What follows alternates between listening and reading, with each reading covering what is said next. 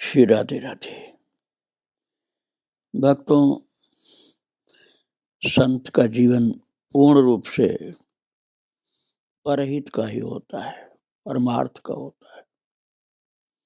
स्वभावतः वे सबका कल्याण करते रहते हैं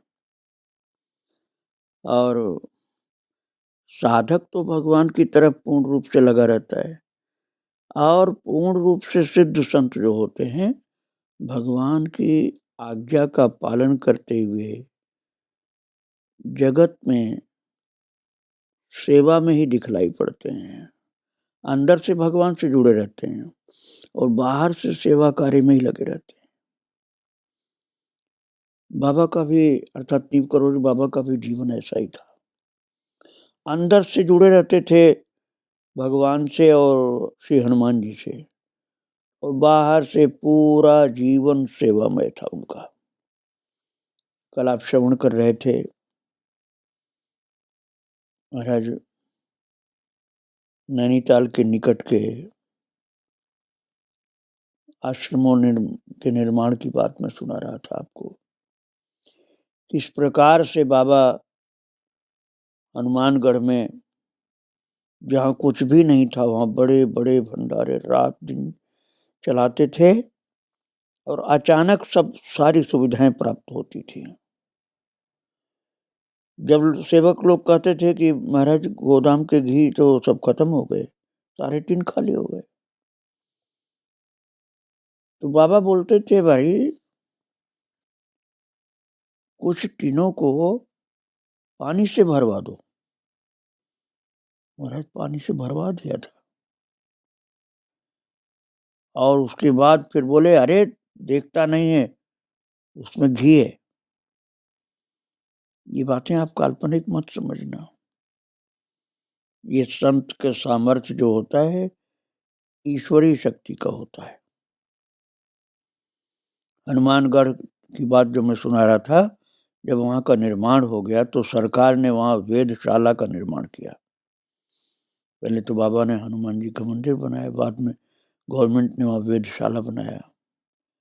तो इस तरह से वो सुंदर सड़कों और बिजली पानी की सुविधाओं से भरपूर हो गया। गवर्नमेंट ने अपना कार्य वहाँ शुरू कर दिया तो वो निर्जन स्थान जागृत हो गया। इसी तरह से भूमि आधार आश्रम हनुमानगढ़ आप सुन ही रहे थे। कभी कभी पास में भूमि आधार और गेठिया भी बाबा जाते थे। वहां भी बहुत से भक्त थे बाबा के, तो वहां सेवा में लगा दिया, बना दिया मंदिर और उसमें जिसको भगवान की सेवा के लायक समझा उसको लगा दिया। गरीब से गरीब बस्ती, वहाँ हरिजन बस्ती ज्यादा थी। बाबा को कोई जाति से परहेज नहीं था। संत का स्वभाव यही होता है भक्तों, वो सबके अपने होते हैं। बाबा ने वहाँ की गरीब जनता को भी बहुत प्रेम से अपनाया, सबके ऊपर कृपा की, सबकी विपदा को खत्म किया, सबको संपन्न बना दिया। पहाड़ पर वहाँ नैनीताल के निकट में भूमि आधार हनुमान मंदिर बनाया, आश्रम बनाया और कितने संतों को कह दिया यहीं रहो, भगवान का भजन करो, बार बार इस संसार में नहीं आना पड़ेगा। प्राणी मात्र की सेवा का आदेश भी देते थे। तो कहते थे प्राणी मात्र की सेवा करोगे तो भगवान प्रसन्न हो जाएंगे, फिर तुम्हें अपना लेंगे। भगवान की सेवा के अनेक प्रकार होते हैं, प्रत्यक्ष सेवा, ध्यान में सेवा और प्रभु की आज्ञा पालन की सेवा। बाबा कैंची आश्रम का निर्माण किए जो बहुत प्रसिद्ध हुआ। भूमि आधार में रहते हुए बाबा ने कैंची धाम का निर्माण किया था, बाद में कैंची में ही जाकर के रहने लगे। जो उत्तराखंड के लोग हैं वो तो खूब जानते हैं, मैं भी एक बार जा चुका हूँ कैंची आश्रम। बहुत जागृत है वो आश्रम पूरा। हनुमान जी का मंदिर चमत्कारिक मंदिर है। अंग्रेज लोग तो बहुत आते हैं, अब भी, पहले भी आते थे, बाबा के समय में भी, अब भी आते हैं। और बाबा ने वहाँ की इतनी लीलाएं की हैं, वो तो वहाँ के लोग कुछ जानते हैं, बहुत से तो भूल भी गए, और पूरा बता पाना संभव भी नहीं भक्तों। कैंची आश्रम जो नैनीताल से थोड़ी दूर पर है, बहुत अद्भुत है। पहाड़ों के बीच में पतला सा जल स्रोत बहता रहता है, उसके पास में बाबा ने इतने सुंदर सुंदर मंदिर आश्रम बनाए, सेवा की इतनी व्यवस्था कर दी कि वहाँ से जाने वाले यात्रियों के लिए एक बहुत खास जगह बन गई वो। और वहाँ पूजा पाठ भक्ति कीर्तन चलता रहता है और सेवा होती रहती है। अल्मोड़ा वाली जो रोड है, उस पर खैरना के पुल से कुछ दूर उत्तर में काकड़ी घाट स्थित है।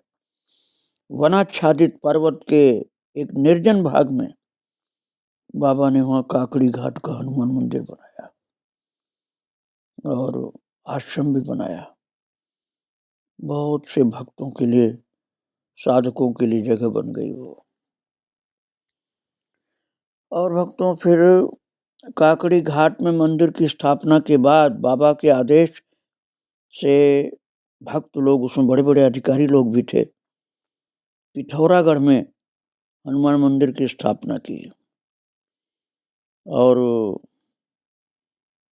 जल की व्यवस्था नहीं थी, तो बाबा ने जगह बता दिया कि यहाँ से जल अपने आप प्रकट होगा, तुम लोग थोड़ा सा प्रयास करोगे तो जल की व्यवस्था हो गई।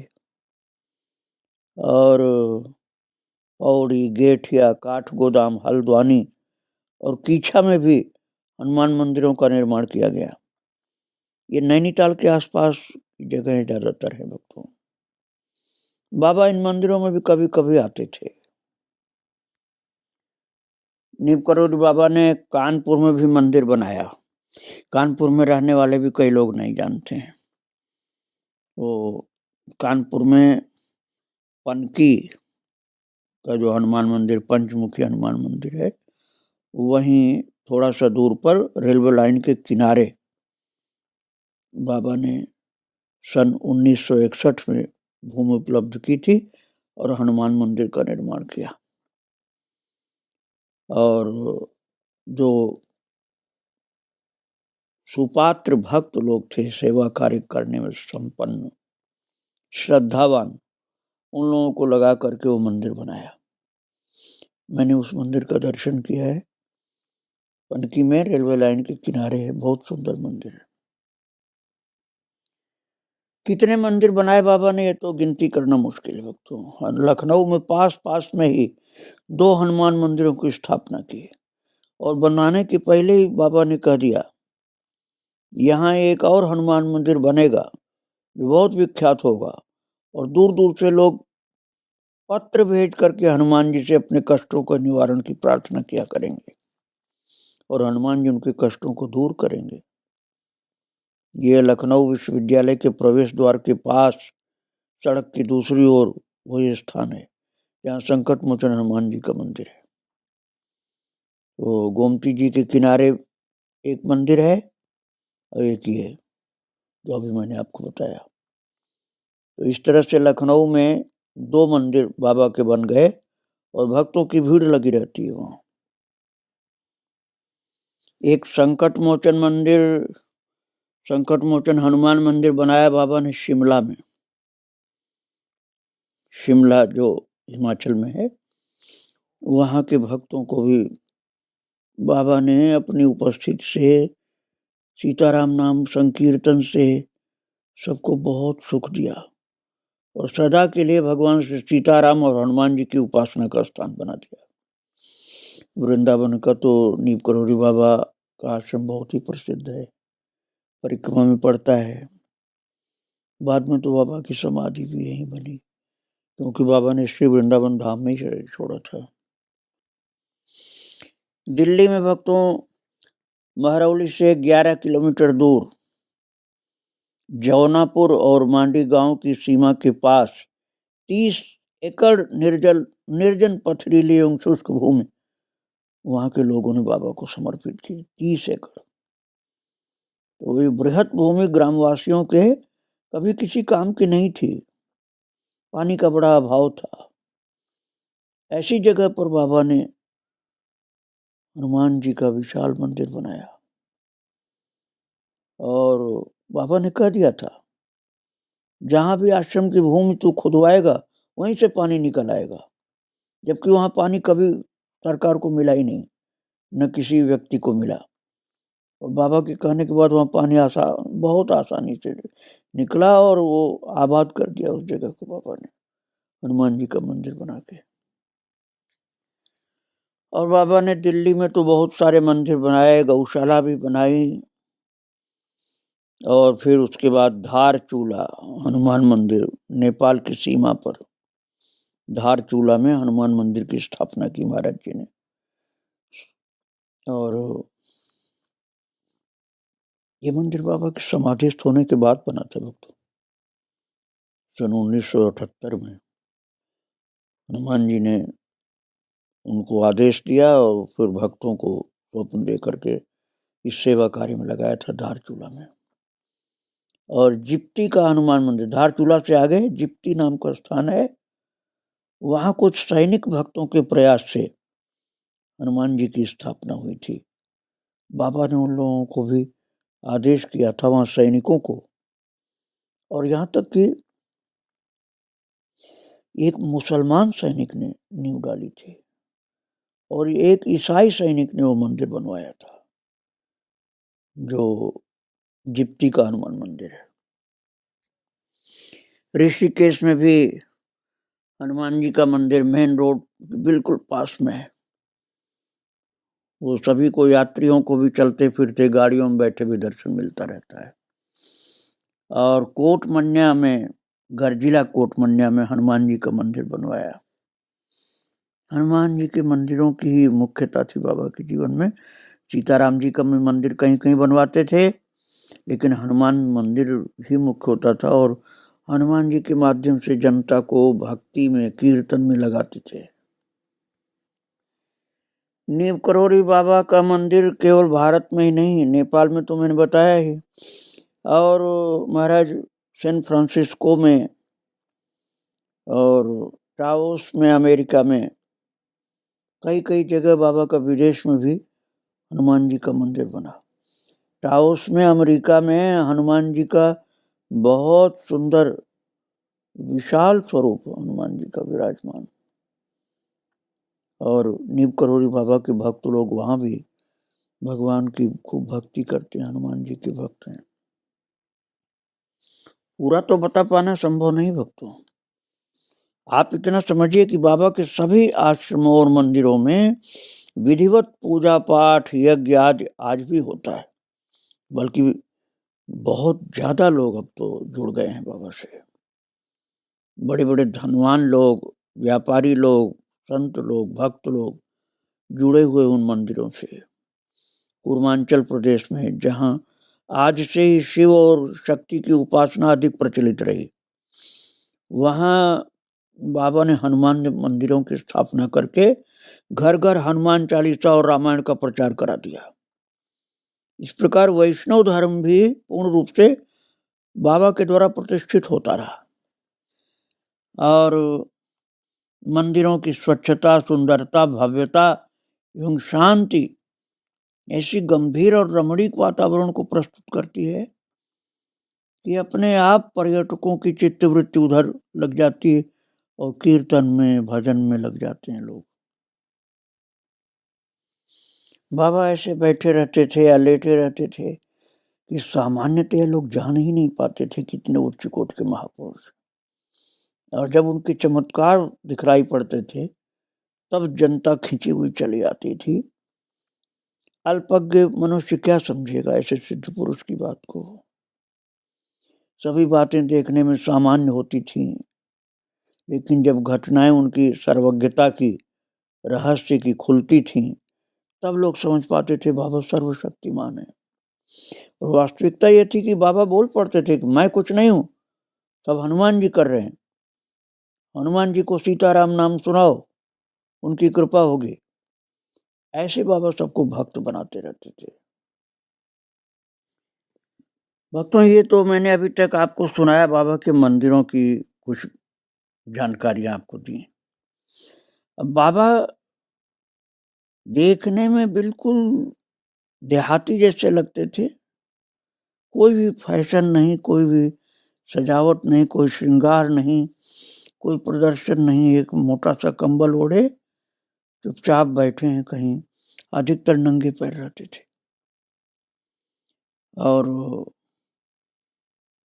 कोई साधु वाला भी स्वरूप नहीं, कोई तिलक नहीं, कंठी नहीं, माला नहीं, जप नहीं, दिखलाई नहीं पड़ता था। जब अंदर होता रहता था।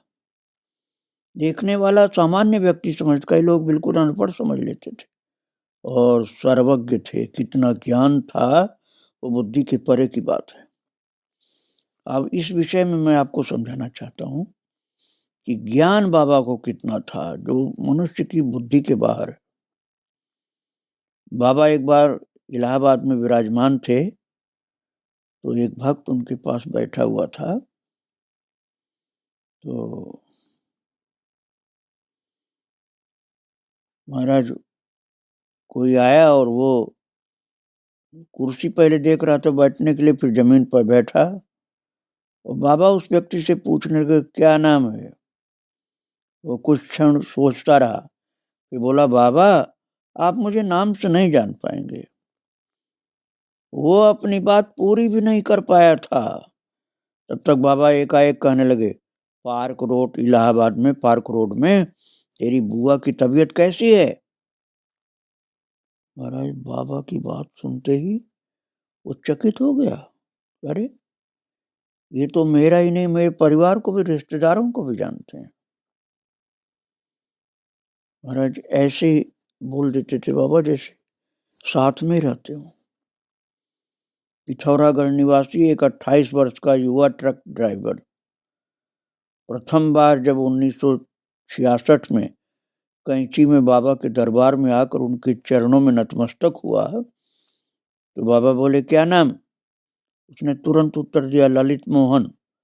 बाबा कहने लगे, झूठ, लक्ष्मण सिंह। बाबा के मुंह से अपना असली नाम सुनकर वो चकित हो गया। फिर सफाई देते हुए बोला, बाबा आप सही कह रहे हैं, मेरा नाम लक्ष्मण सिंह ही है और मेरे घर के लोग इसी नाम से मुझे पुकारते भी हैं। पर बचपन में जब मेरा नाम प्रथम बार स्कूल में लिखाया गया, तो घर वालों की इच्छा हुई कि कोई अच्छा नाम लिखाया जाए, तो ललित मोहन ही सूझा लोगों को। इस घटना से इतना प्रभावित हुआ कि हमेशा के लिए बाबा का सेवक बन गया और बाद में उनकी जीप का चालक भी वही था। बाबा की ही जो जीप थी उसी को फिर चलाने लगा था वो। इस तरह से बाबा जान लेते थे। अब भक्तों, बागेश्वर वाले महाराज जी जो हैं, धीरेन्द्र कृष्ण, उनके ऊपर भी हनुमान जी कृपा है, इस तरह की जानकारी उनको भी हो जाती है। किंतु बाबा तो कई कई जगह एक साथ प्रकट हो जाते थे। नीम करोड़ी बाबा की बात मैं आपको बता रहा हूँ। वो ये हनुमान जी की कृपा से सब संभव है संतों के लिए।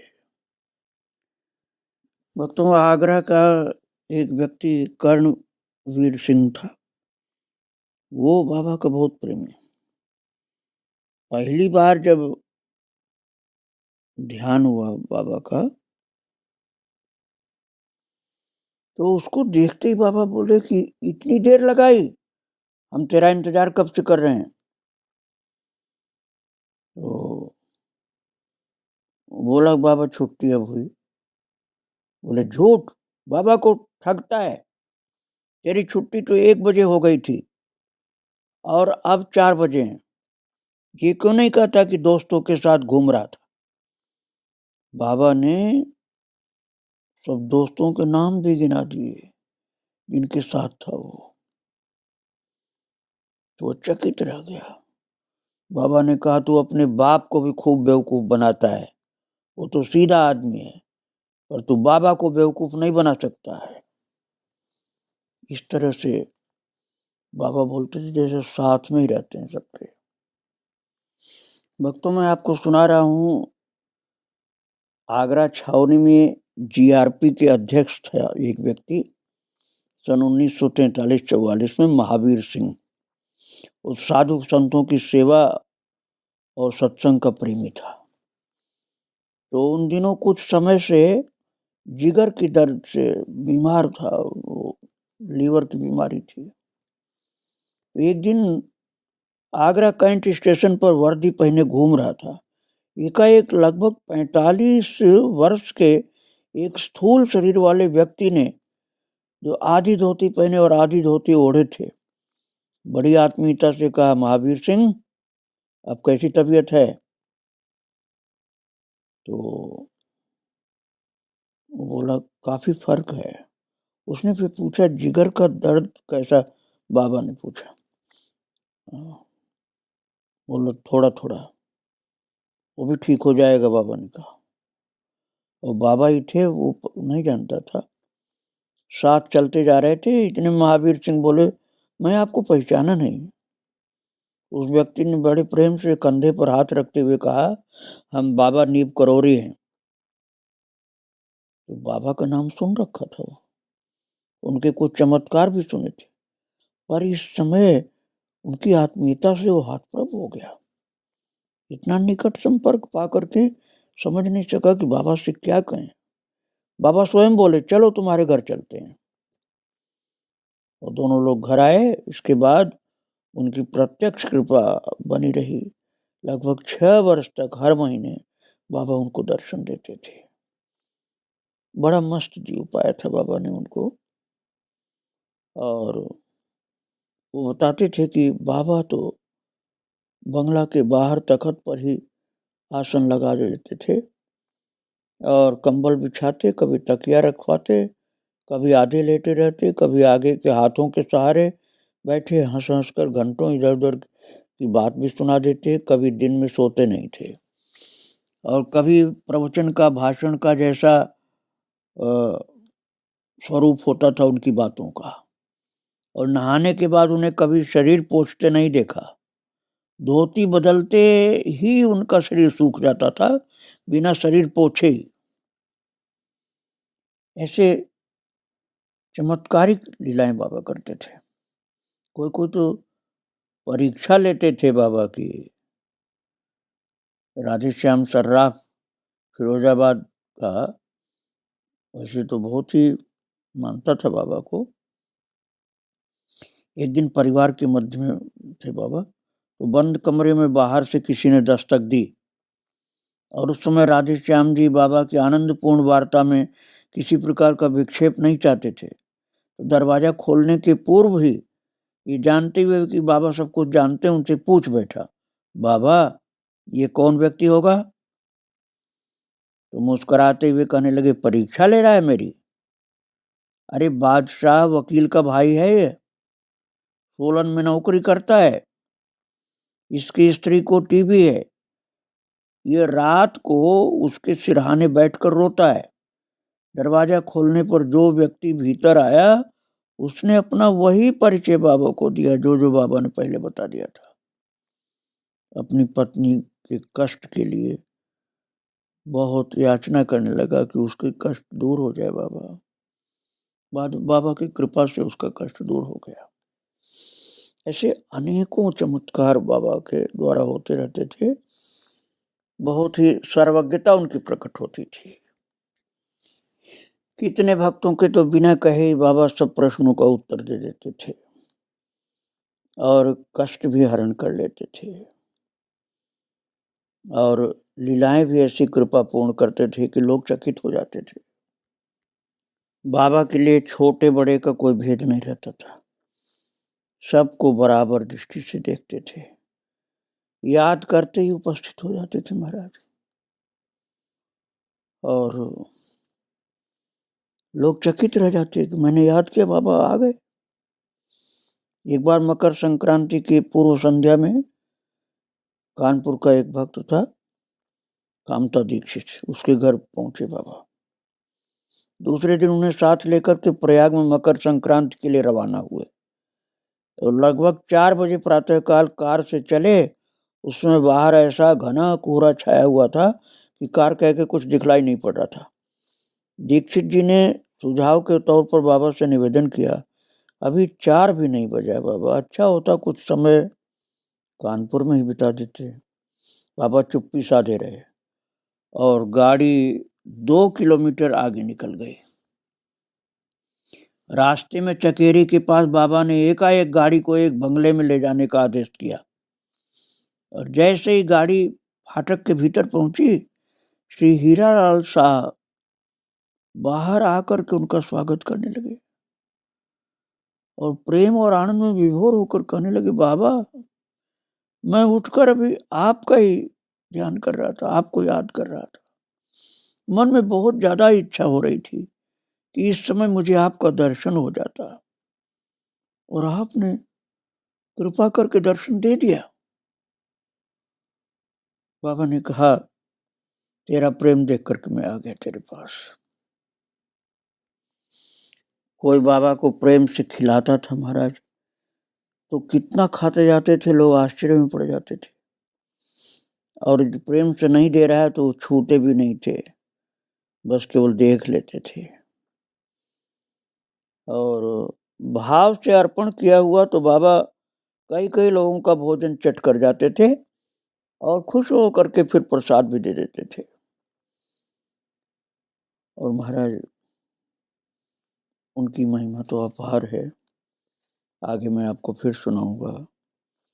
आज महाराज जी को प्रणाम करके यहीं विराम दे रहा हूँ। श्री राधे राधे, जय श्री राधे राधे।